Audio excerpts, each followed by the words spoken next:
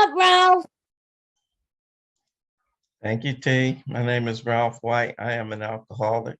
I've been meaning to call you. Okay, let me take 30 seconds. You guys close your ears. I've been meaning to call you to see how the weekend was in that stadium. So I'll talk to you after. Uh, um, and I'm going to get right into what we have going on this week. Thanks, Ollie, for asking me to come back. That thanks is kind of tinged with, oh, you working me. Um, every time I see Ali's number, I'm like, okay, get ready to be put to work. But the thing about that is, that's because Ali is putting in work. Um, so I, that little piece of ego that's still in me is I can't let him just outwork me. So, so this 11-step series has been going now for a minute, and I've been fortunate enough to be on many of the talks, and I've gotten a lot from what many people have shared about their 11-step experience and their 11-step practice. And I was thinking to myself, because I'm like, wait a minute, what more do I have to share about the 11 step? And then it dawned on me. Most of us have focused on the methodology that's in the 11th step, which is prayer and meditation. Those are that's what we use. But why in the 11th step? What's the object and the aim of the 11th step? And the object and the aim of the 11th step is to improve my conscious contact with God. We do a lot of talking about, well, what do we do to facilitate that? And then when we talk about the methods, excuse me, you guys, when we talk about the methods, sometimes it'll obscure the aim. Well, what I'm really trying to do is improve my conscious contact. Implies I got to get a conscious contact. And let's talk about it. I was at a retreat this weekend, and one of the panels was concerned with that, and was concerned with this business of, in the 11th step, we talk about praying only for knowledge of his will for us and the power to carry that out. And you guys, when we embark on this 12-step process, at first, when you first take your first pass, it feels like it's linear. It feels like, and that's why we say do the steps in order. The steps are numbered for a reason. Well, that's after the first pass. After that, numbers fall off, and it's really not linear. It's circular. It's a way of, it's a manner of living. You can't ask me it's the way that I live my life, and they bleed into each other for real. And so when I don't take these, so bear with me in talking about really the benefit and the power of the 11th step I want to talk about. I'm not going to talk as much about the technique and the power of the 11th step, and think about the implication of the 11th step. Improve my conscious contact with God. Because so the question came, well, we only pray only for knowledge of his will. Well, that's because when Bill sat down, what's the elements of this manner of living I'm gonna give dude? So Ralph came in 33 years old, ass out, end of his rope, life burned to the ground, and saw you guys and your example and said, okay, I want this way of life. When they first put it together, and happy belated birthday to all of us. Teresa represented us at our birthplace. AA just turned 88 years old, for those who don't know. On this platform, probably most people know already. But over the weekend, we celebrated our collective birthday, 88 years. And I imagine back when they put pen to paper in 1937 and Bill started writing down what those 40 or so people had experienced up to that point, he was like, okay, this is what we did. And so then he gets to this part right here where he says, Ralph, once you have a conscious contact with this power, now this is how we pray. But you guys, when we talk about prayer, there have been prayers leading up to this prayer all throughout my recovery, starting at the third step. The first prayer that we get introduced to, at least in our book, is our third step prayer. And check this out. This is what everything else stems from. And this is when we get on the ride to get to this conscious contact. So I get on my knees, and because I suffer from an illness, right, that only a spiritual experience can conquer. I don't have this. I'm scared of it, but I'm scared more about that getting loaded experience. So I'm trying to come out. So I get on my knees and I say my first prayer. Okay, God, do something with me. I'm done. I'm cooked. Goose is cooked. I'm out of ideas. I'm willing to be under new management. And there are a few things that I say in that prayer. Primarily, relieve me of the bondage is too much me between me and you. That's the first barrier to me having a conscious contact with this power. It's too much Ralph. It's too much ego. The gift of desperation and the gift of surrender, I don't really think I'm not going to speak for anybody else. I don't think I really always comprehend how much of a gift that is. Because it felt like I just surrendered. Ass was whooped and I surrendered. I don't I've come to not really believe that. I was surrendered. And I don't know what it was that made this surrender so complete that from October the 10th, 1986, from the time I was 18 till I was 33, I couldn't put it down. And when I did put it down, because I never stopped, I was stopped. I ran out of money. If I'd have been Richard Pryor or somebody, I wonder what I've got. So I have immense respect for people who have unlimited resources who get sober. You know that, because for this guy, I would run out of money all the time, and it would be torture. You got living the torture of trying to get it, and that's all you think about. I forgot that. I've been removed from it so long, I forgot how torturous that was. I say it when I'm talking, but I forgot it. And so that torture, of and anytime I would get $10, my mom, I was staying at my mom's house and we were standing on the porch. I was asked, I mean, this is in the last days. She wouldn't trust me. I was disgusting, but my mom loves her boys. And we were standing on the front porch, you guys, and there was a watermelon truck across the street. And my mom said, Ralph, go across the street and pick up this melon, right? And she gave me $10. I got this thing in me. In addition to alcoholism, I have some other ailments. One of my ailments is if I don't see you, you don't see me. So when I got across the street and turned my back on my mom, I don't see you, you don't see me. I got on the other side of that truck and I took off. I came out the other side going up the block and I could hear my mom hollering after me. I didn't want, that was so petty, chicken shit, $10.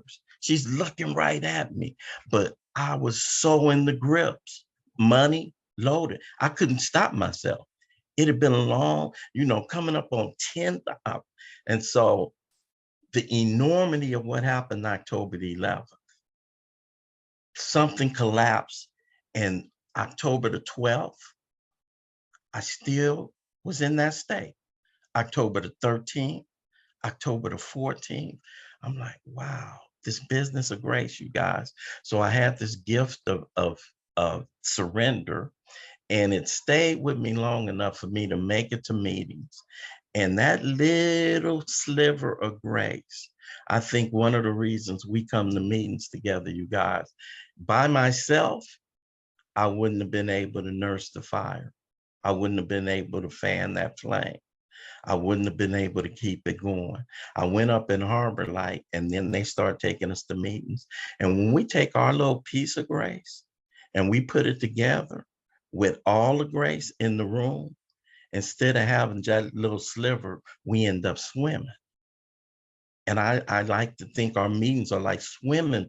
We swim in grace, right? And that carries new people till they can get to this other. So I got my light up against you guys, and I get to the third step, and first prayer, do something with me, relieve me of the bondage of self. And then we say that prayer. Then I get to the fourth step. So this business, so by the time we get to the 11 steps and praying only for knowledge of his will, that's because we've done a lot of other praying, which positions me, which changes me, which transforms, which has the power. We call it foot training, and I also call it character building.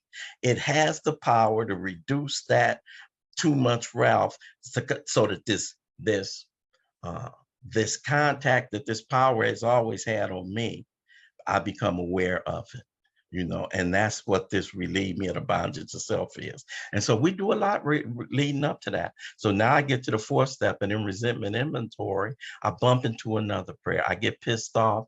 Ali really did something to me, and Teresa really did. And then I have to say to this, okay, God, I need you. When people talk about the sick man's prayer, sometimes I get it confused. I think I'm praying for someone. No, I'm praying for me.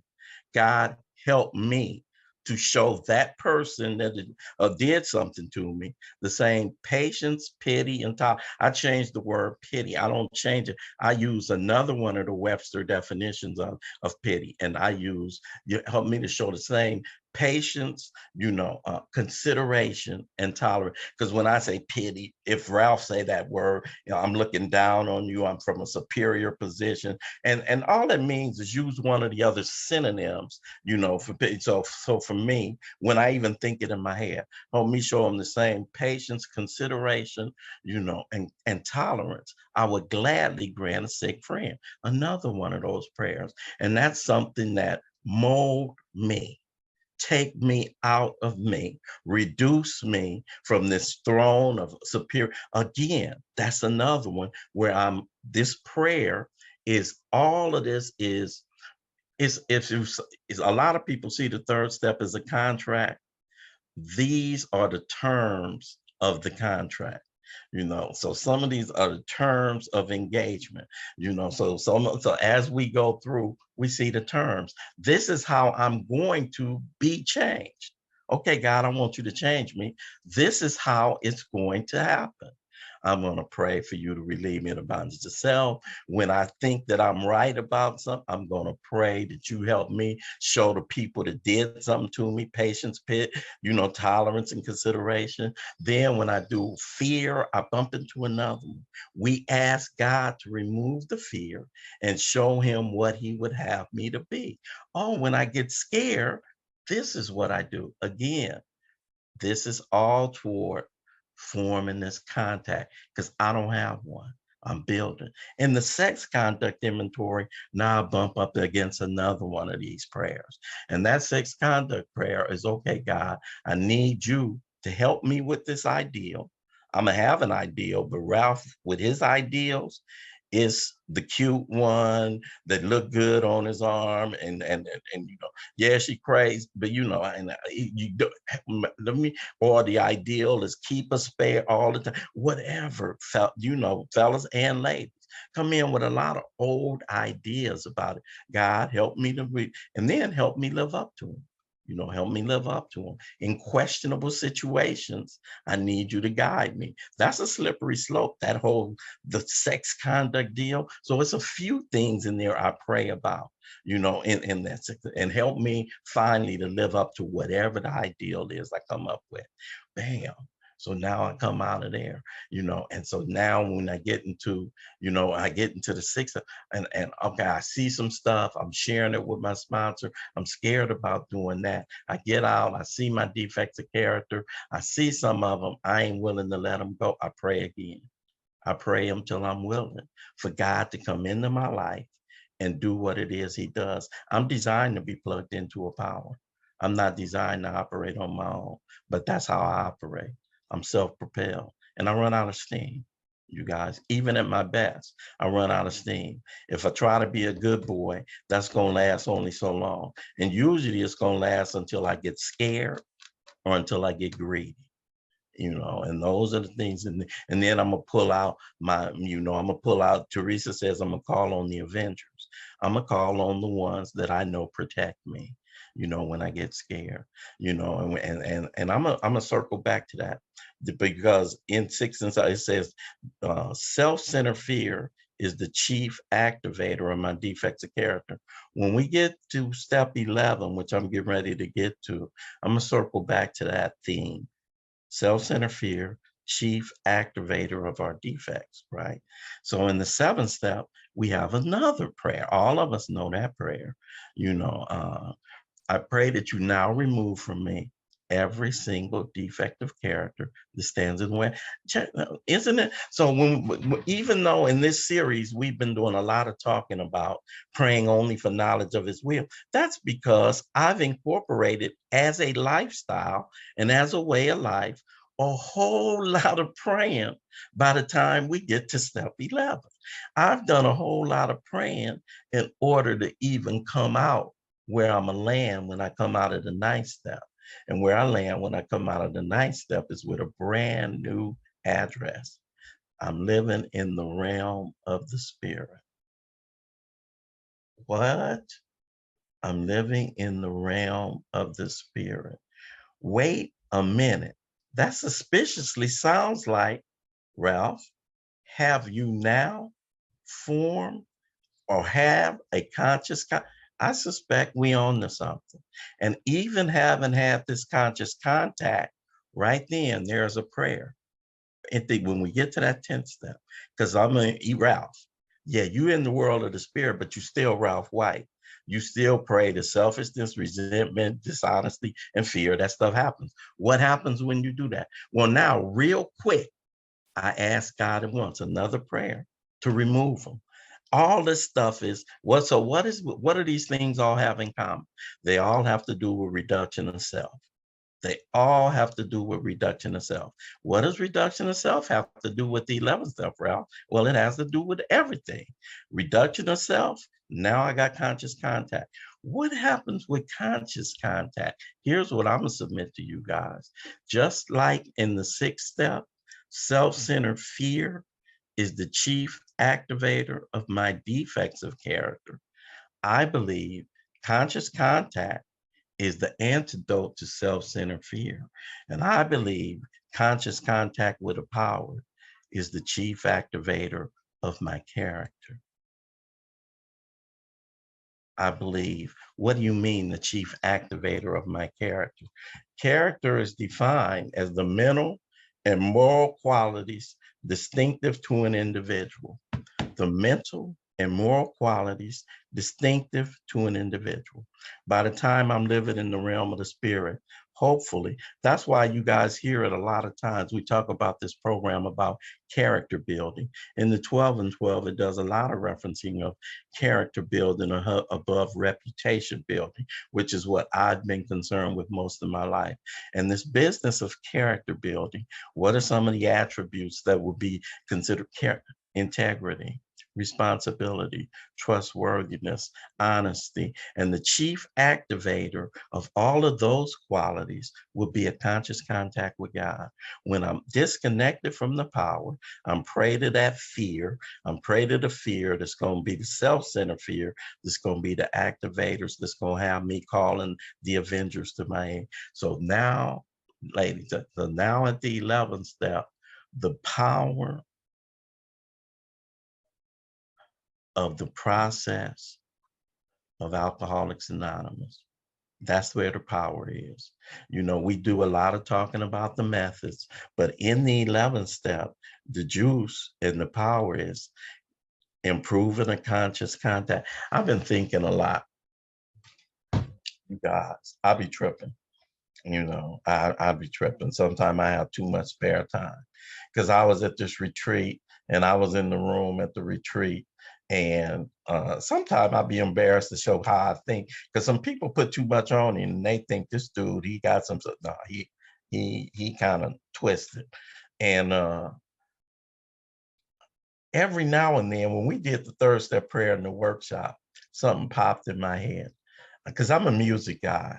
I'm really, I'm a big music guy. I love music. And sometimes themes just pop in my head. When we did the third step prayer on the workshop a couple of weeks ago, it seemed to me the theme for the third step prayer would have been one of them, signed, sealed, delivered.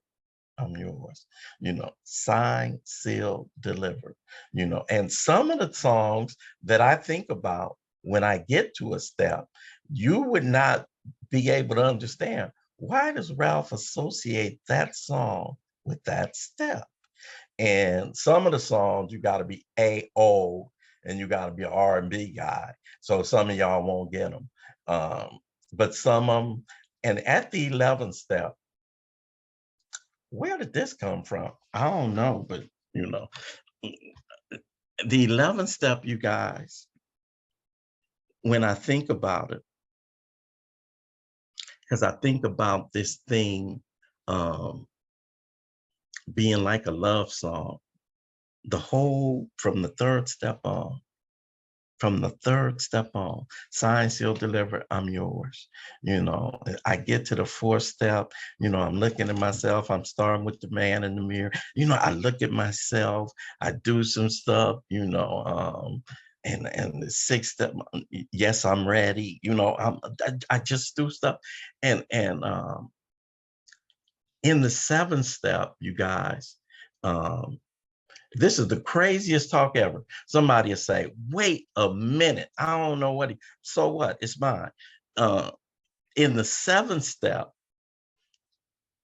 when I think about this love song, because there was an old song in way back, Earth, Wind, and Fire, one of their first songs, and very few people, but Google it. You Google it, you guys, if you don't know it. There's a song by Earth, Wind, and Fire. It's about 1971, and it's called I Think About Loving You. And whenever I come to a meeting sometimes, when I think about that song and I think about what you guys have done for me, and I think about that as a theme for what Ralph White owes alcoholics, I think about loving you. And the song pretty much just goes, oh, I think about loving you. And in the seventh step, here's a crazy one.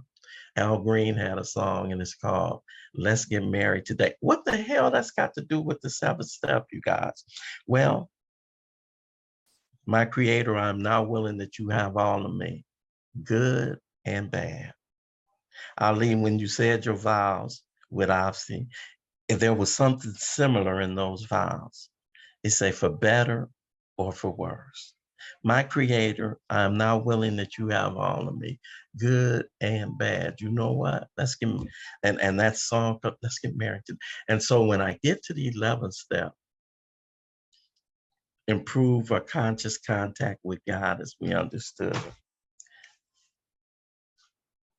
a song just comes to my mind, Beatles.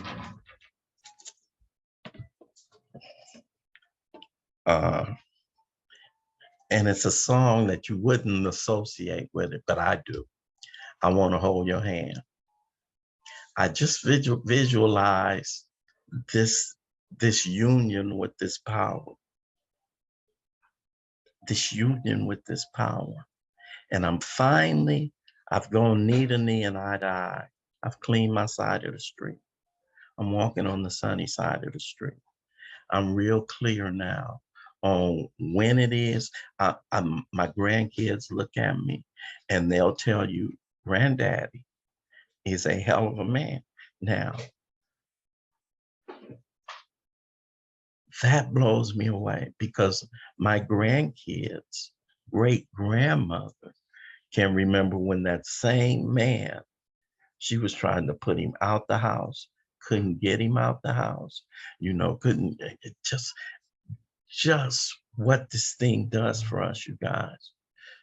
This walking with a conscious contact, with a power greater than me, it gives me the power to be more than I am. It activates the me in me. it activates the best part of me.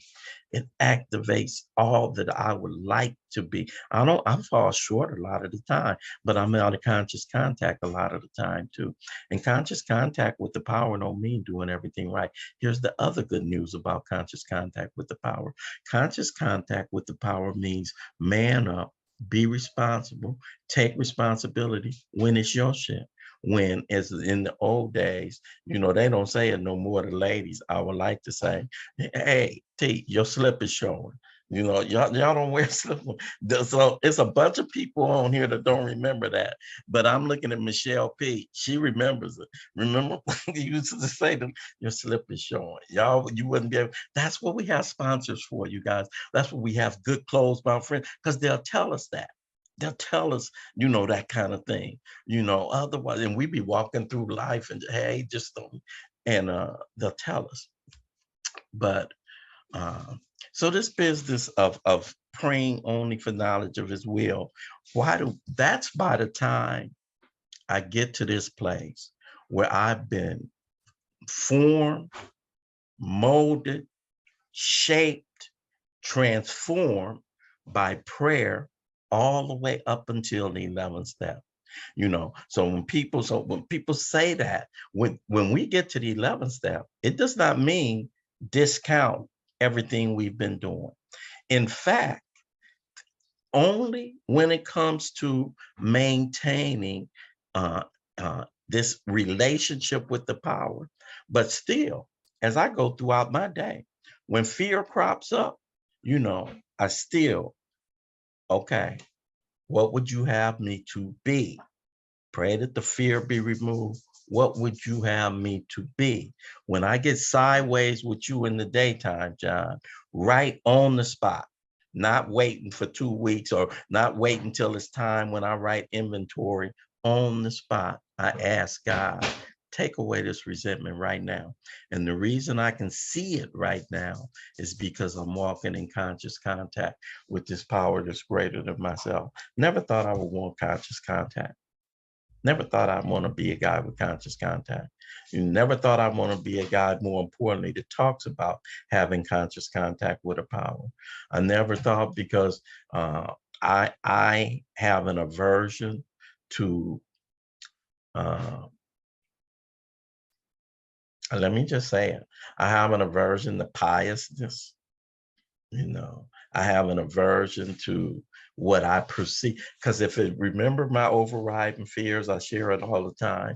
One is, if it ain't my experience, you lying about it being yours. Two is, my experience is the experience.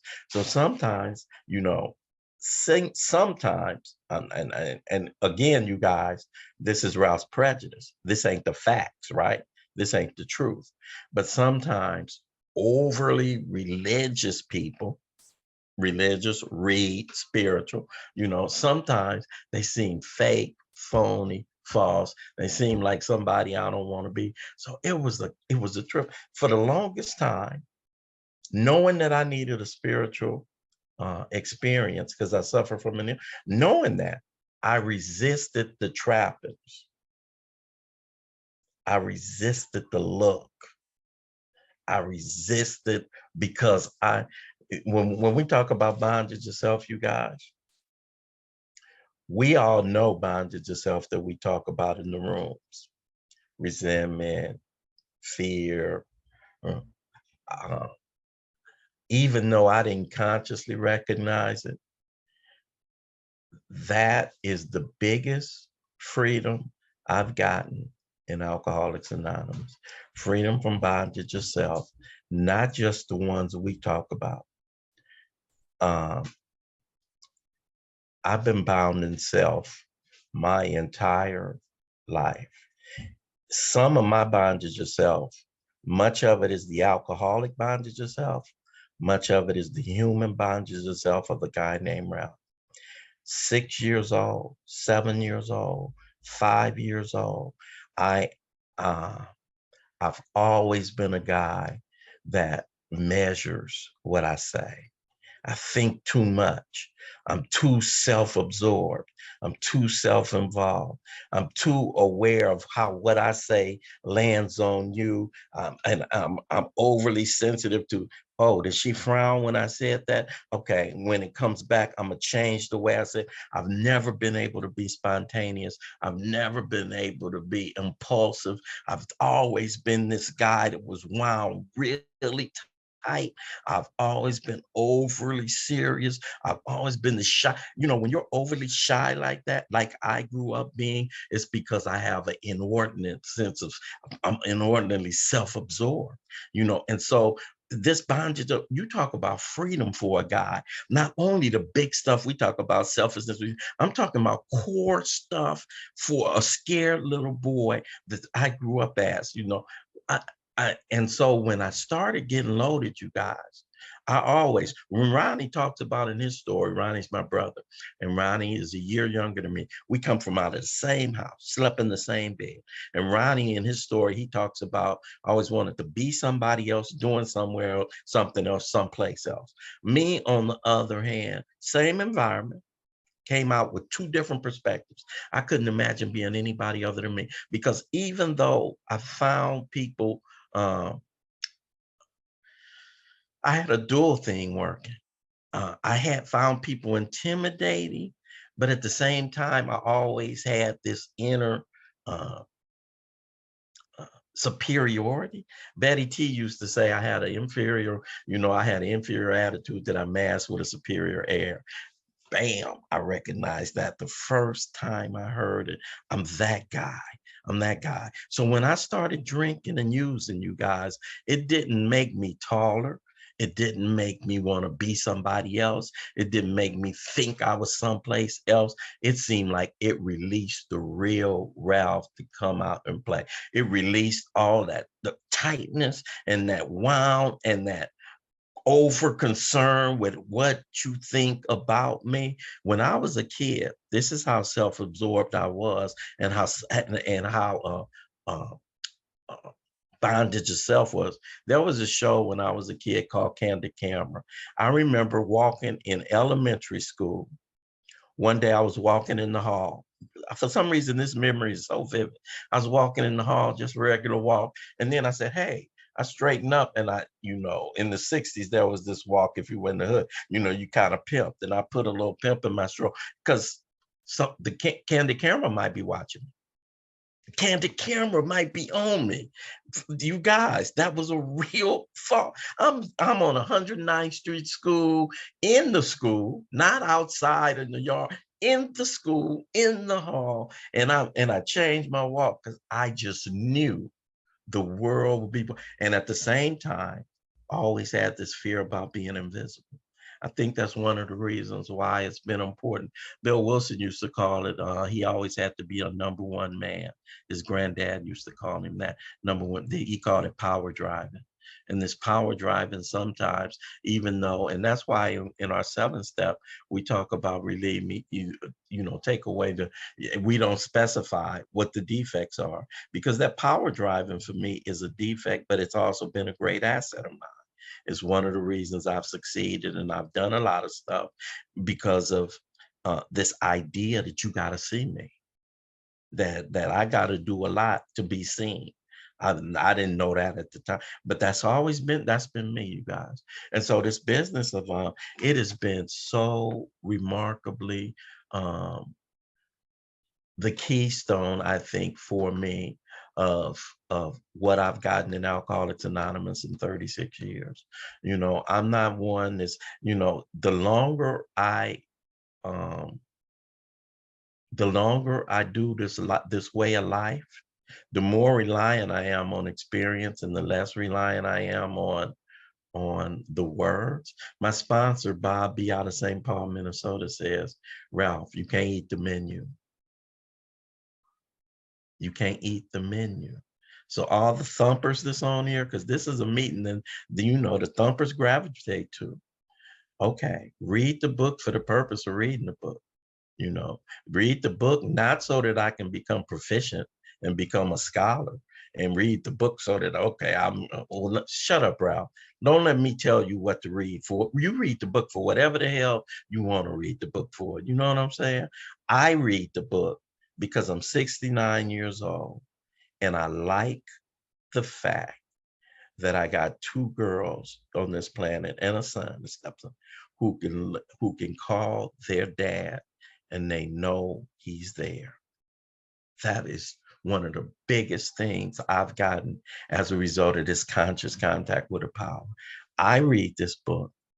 I do inventory. I do self-examination. I get up in the morning and pray and meditate. I keep my hand in the hand of this hand because I got some grandkids that look at me like I looked at my granddaddy. My granddaddy was my guy. He was my guy because my dad wasn't in my life.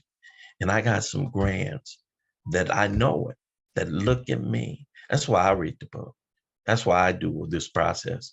I don't do it to come on here. I do it because I like coming on here because I like telling you guys. It's when you get activated, when grace, the manifestations of self, manifestations of me are self. And the manifestations of self, resentment, fear, sex, conduct, the like, right? I see you. So what's the manifestations of God? This conscious contact. The manifestation of God is grace. The manifestations of God is grace. That's the manifestation, and we swim in it. So even though this is not my primary purpose to come here and act like I'm an expert and act like I'm an authority, because I'm not. I'm not an expert on our steps. I'm not an expert on the big book. I'm not an authority and I'm not a spokesperson for Alcoholics Anonymous. I'm a guy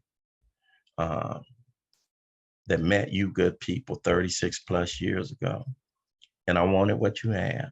And I continue to stick around with you and I get to witness testimony.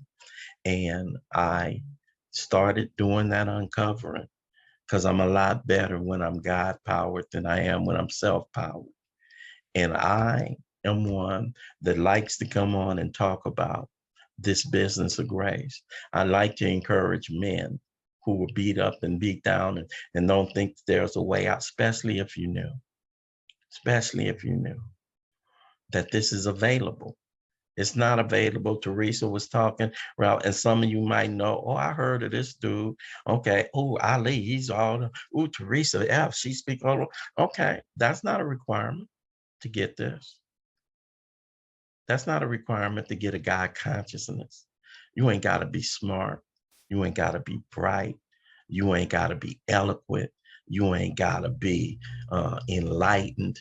You ain't got to be, extremely, even though we have members who are all those things. You ain't got to be cute. You ain't got to be rich. You ain't got to have a bunch of stuff. You just got to be broken and you just got to be willing. And I was visited with that gift of willingness. I've been broken and I've done the one thing that has put me in touch with that conscious contact with this power. It's one of my favorite words. I've persisted. I persisted. I don't care what goes up and what goes down. I persist. I don't take my hand out of the hand of this power. Now that I have a conscious contact, and I've always worked on somewhere on a low level, but when you walk on the sunny side of the street and you feel the sun on your face and you know it, when you feel the sun on your face when it's raining, when you feel the sun on your face when you're crying, when you feel the sun on your face when your heart is breaking teeth, when you feel the sun on your face, when you know that there's a power in your life.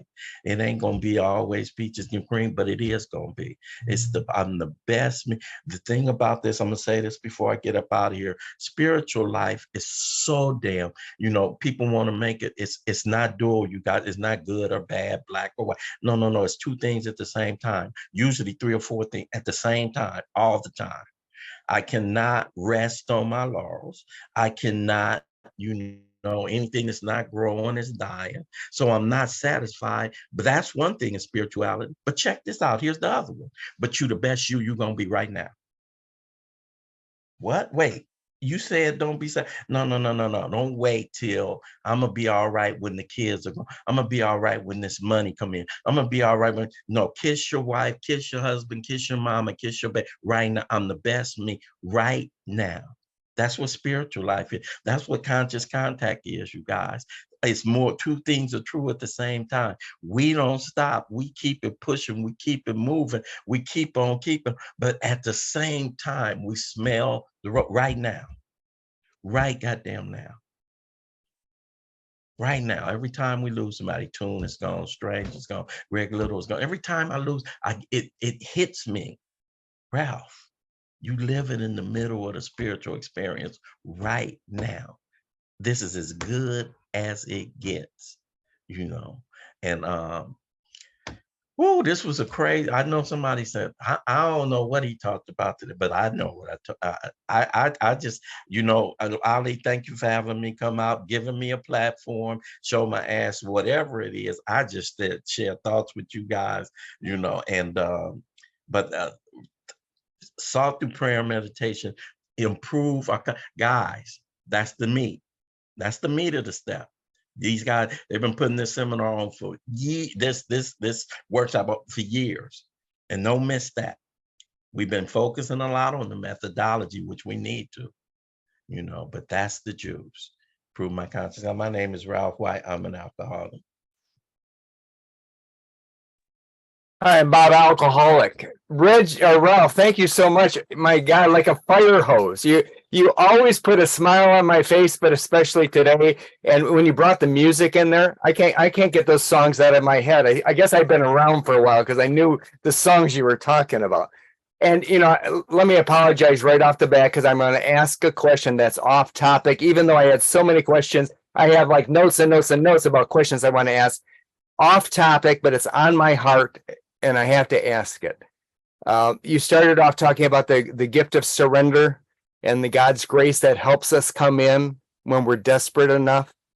I've just had so many people near and dear to me this year die that didn't quite get the message. Is there any way to help somebody see their bottom or see the hopelessness and help them get in? It's so hard, and it's probably an unfair question, but I have to ask because it's on my heart. Thanks again, Ralph. Awfully fair question, Bob. You know, that's such a good question.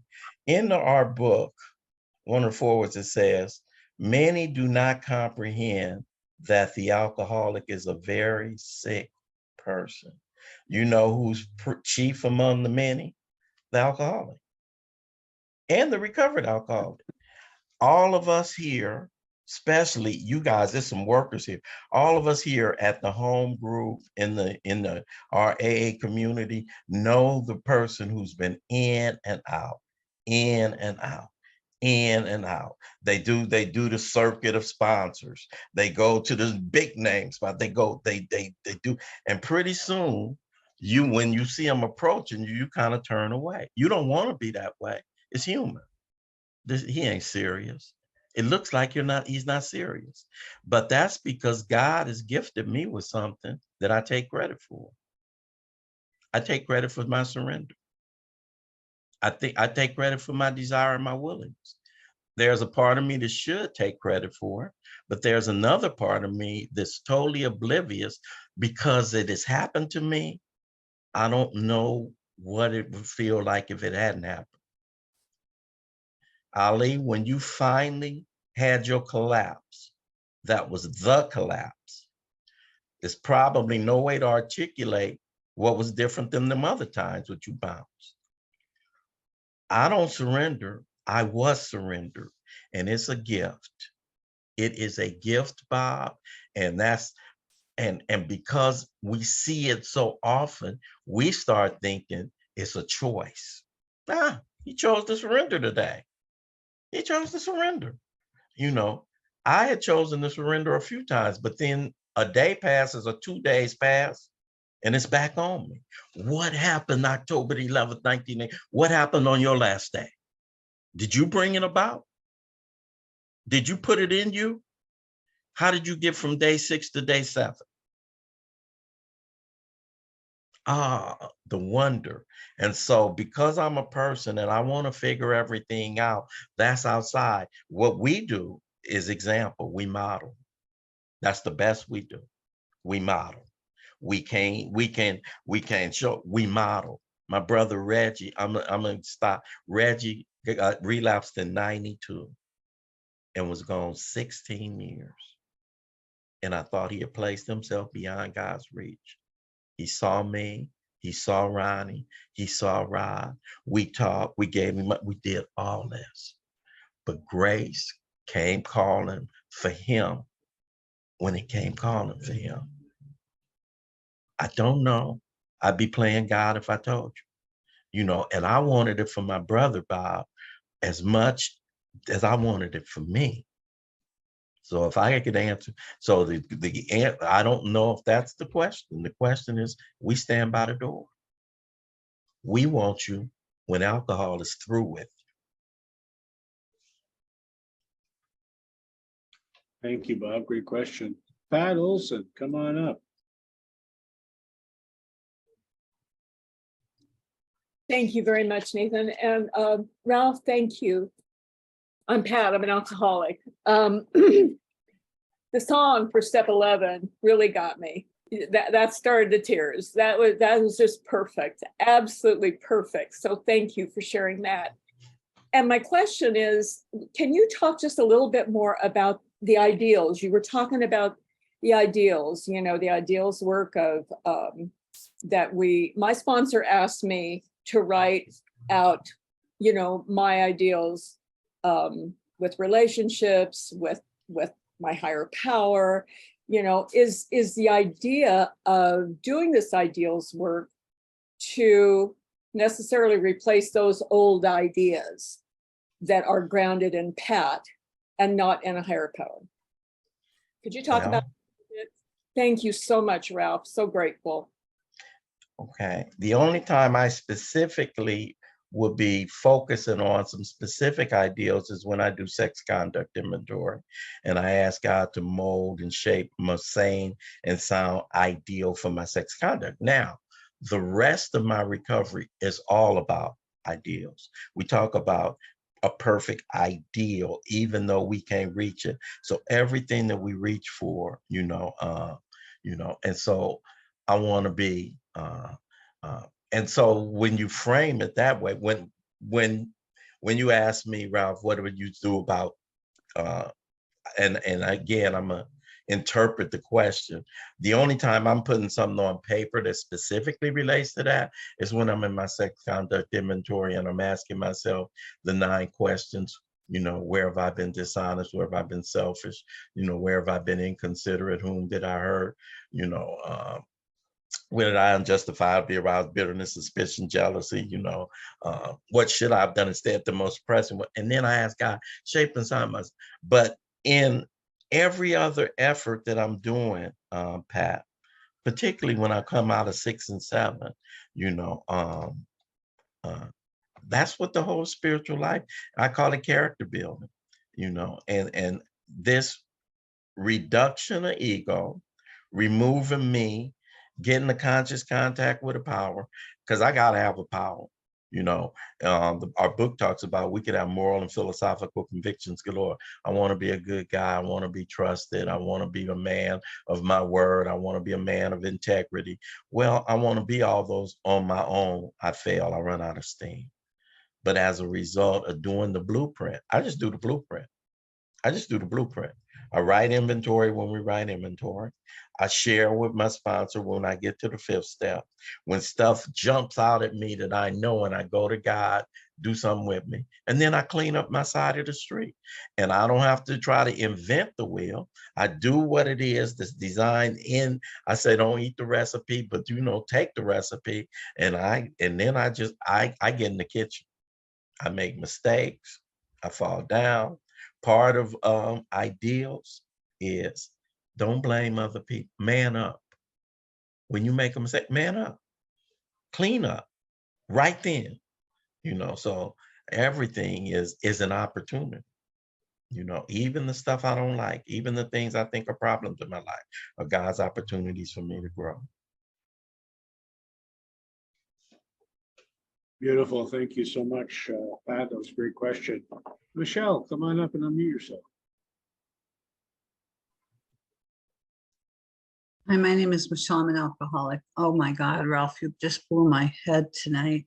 I needed you tonight like you would not believe. It's like how God puts people in our lives, just by happenstance, because I've heard you speak many times and I don't even have a question. I just have to tell you that this month, June 1st, my husband died 6 months ago. Saturday would have been our 51st wedding anniversary.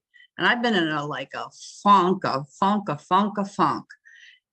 But I always know that God is with me and God walks with me through everything. And you just made it so honest and real, and adding the music. I'm loving that. I'm gonna be thinking about that now.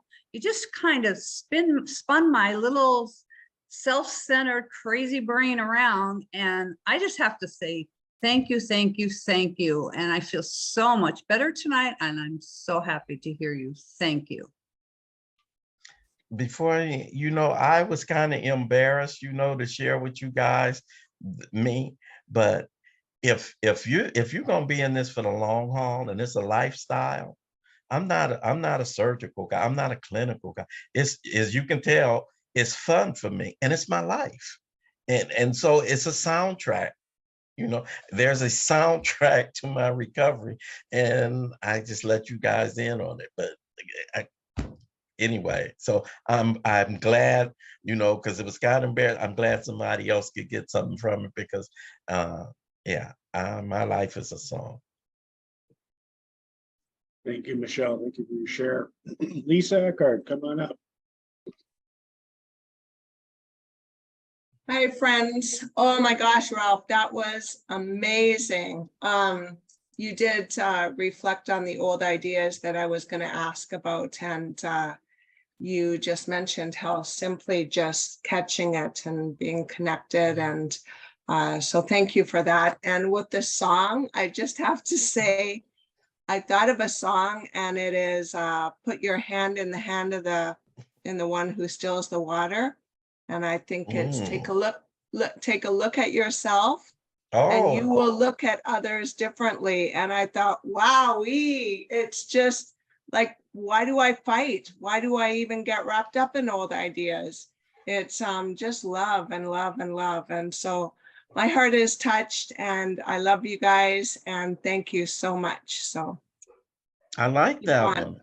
Yeah. I like it for step 4 when I think about it. Thank you. Yep. Thank you. Thank you, Lisa. Coach Michael, come on up. Please unmute yourself.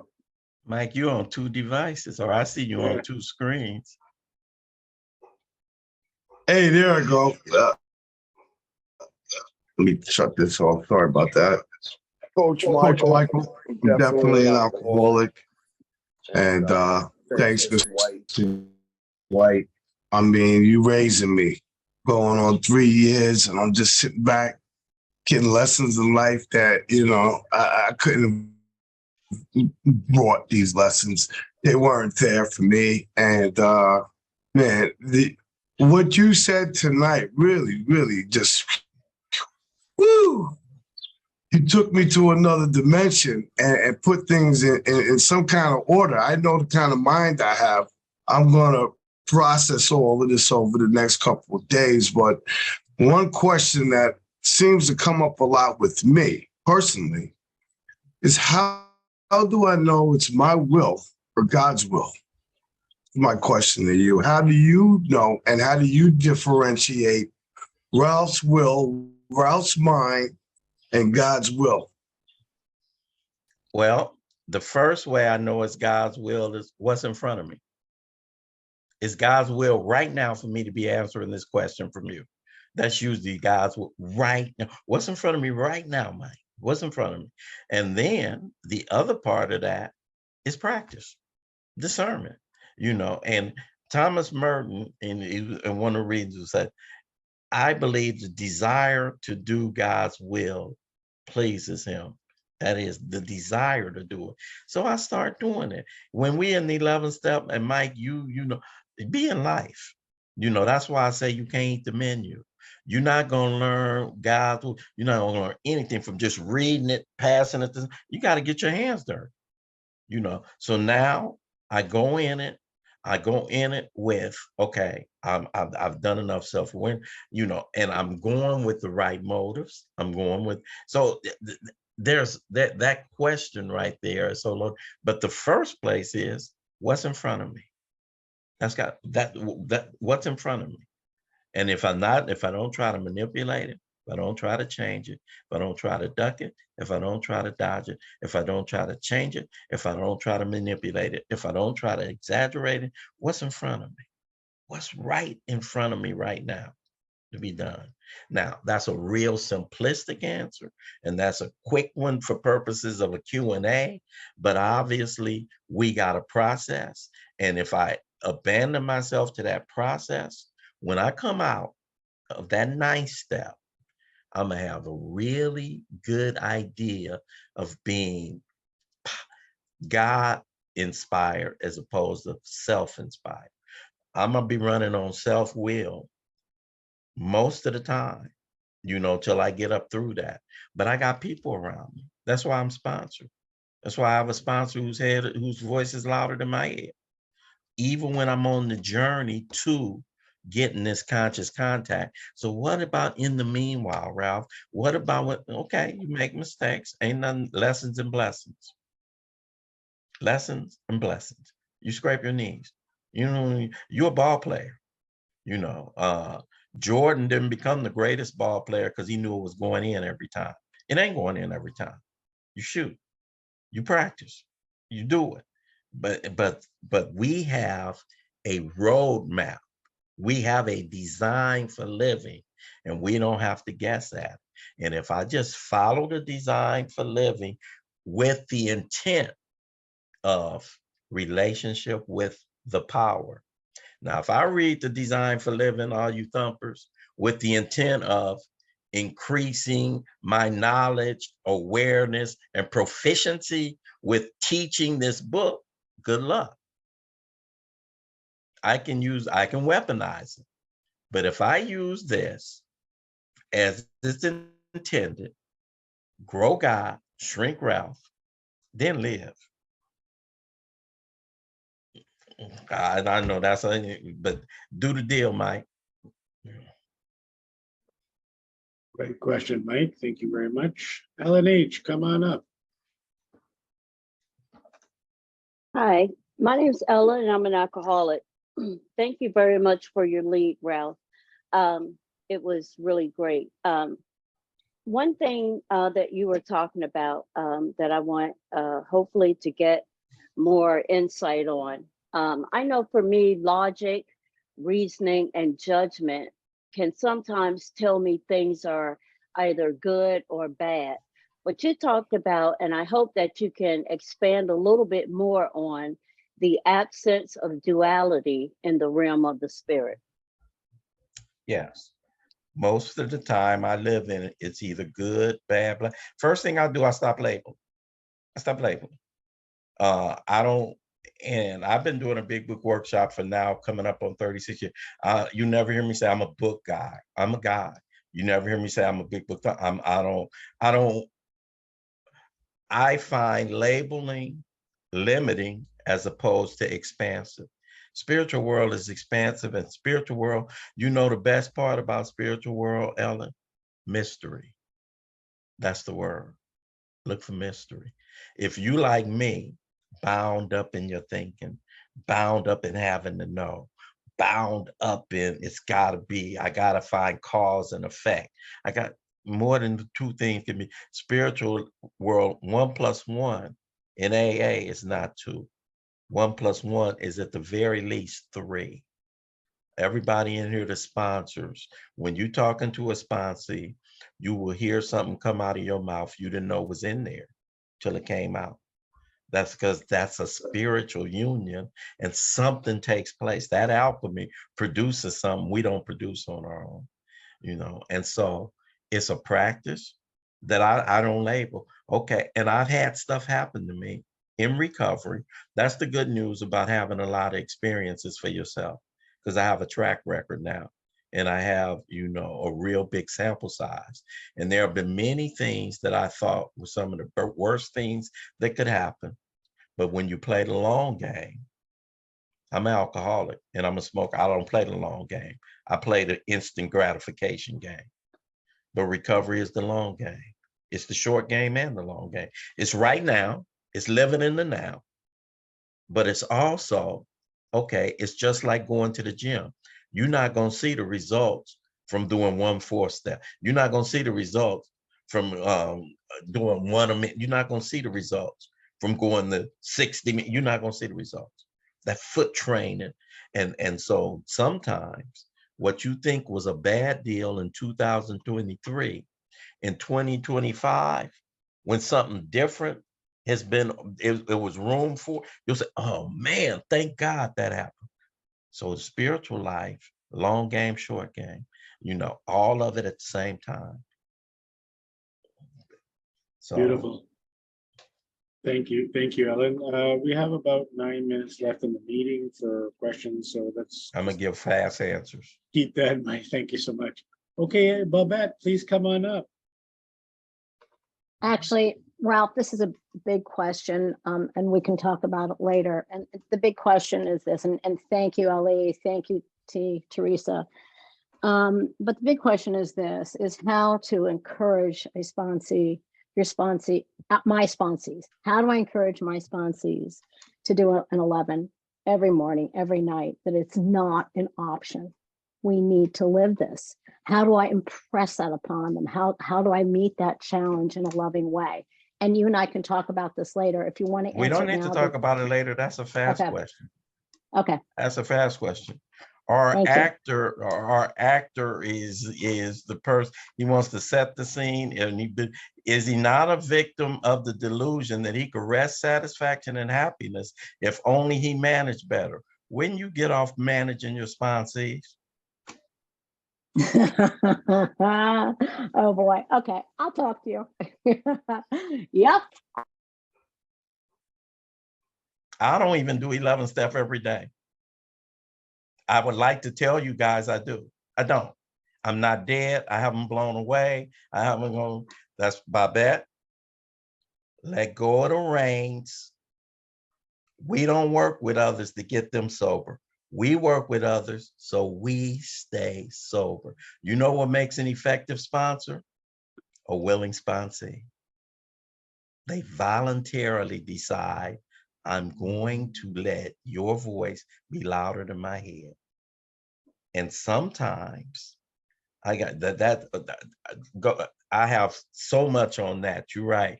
I'd have to say, but sometimes what looks like defiance is fear. Just because it's in your wheelhouse don't mean it's in theirs. See, I sit up and I take credit. I like writing. I do inventory all the time. I'm a writer. It's in my wheelhouse. I sponsor some people, that's their kryptonite. They get scared. A good sponsor doesn't make the sponsee meet them where he is. My opinion. Everybody else sponsor like you sponsor. The way I sponsor, I meet my sponsees where they are. And I elevate. I do elevate. I expect the best. But the minute you said you have one rule and one way for everybody, I would look at me. Beautiful. Thank you, Babette. Great question. Raquel, come on up. My name is Raquel and I'm an alcoholic. Well, my sleep was showing because you just said a bunch of things that was just perfect for me to hear. I just wanna tell you that the Goosebump has not like non-stop this whole time, but I really never paid attention to that fact that the chief activator of my defects is self-centered fear. And the chief activator of my character is that conscious contact with God. And I'm just repeating it, it makes me like all goosey. And I just wanted to thank you, Ralph, so much. That's all. Thanks. Thank you. Thank you. Good to see you, Rock. Thank you, Raquel. Nancy, come on up.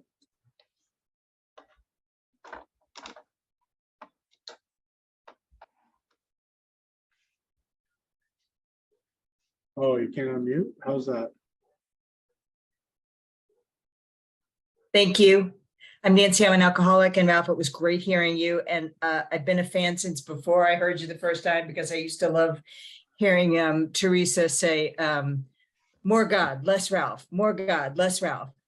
And I heard something else the other day at a meeting where a person was talking about the difference between my will and God's will is my will sounds like wee, and God's will is different. And I really appreciated that. You said something that was helpful, and then I lost it, about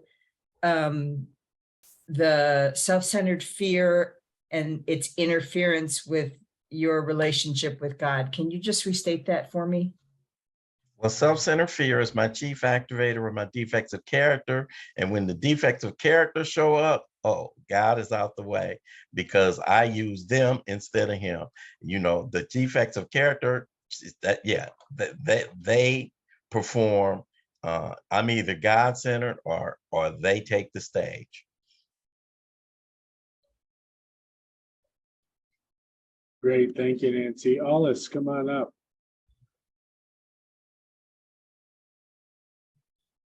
Oh, try now.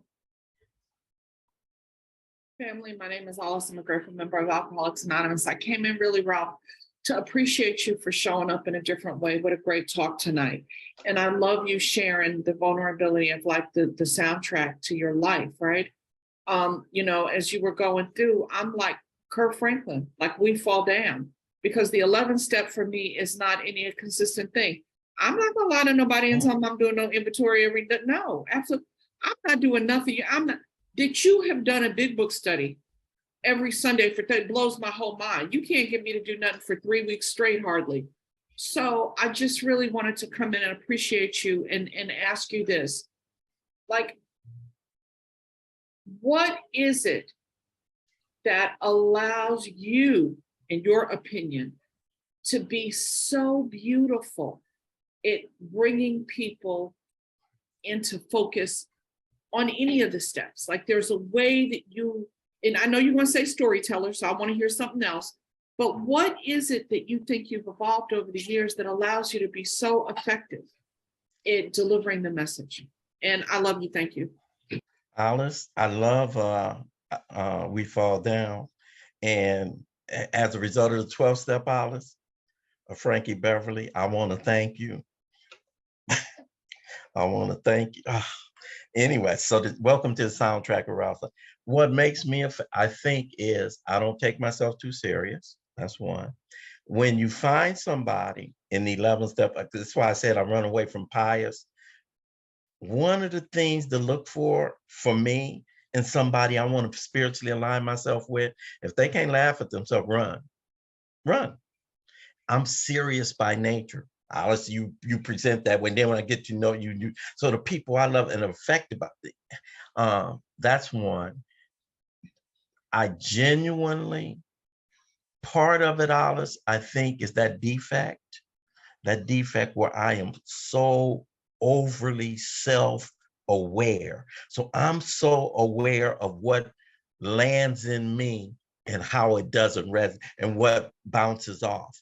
And so I've always been that way. So for me, I want to be available.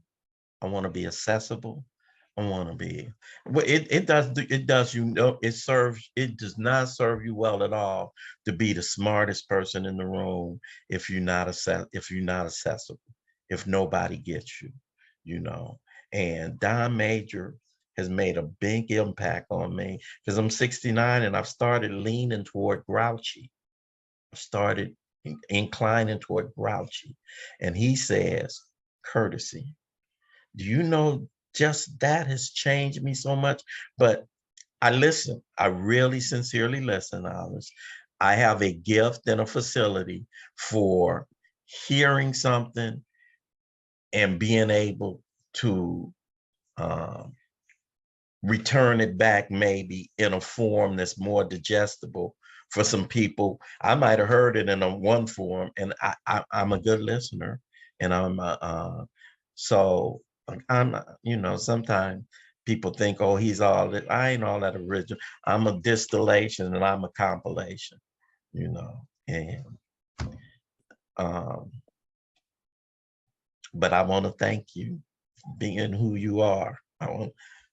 That's another one of my 12-step sound. So now a lot of you guys are going to take that, but make your recovery. Oh, isn't it great to have a soundtrack to your recovery?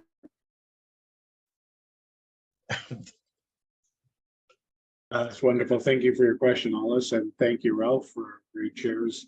That ends this portion of the meeting. I'll pass it back to Teresa. Are you there, Teresa? Leaning towards grouchy?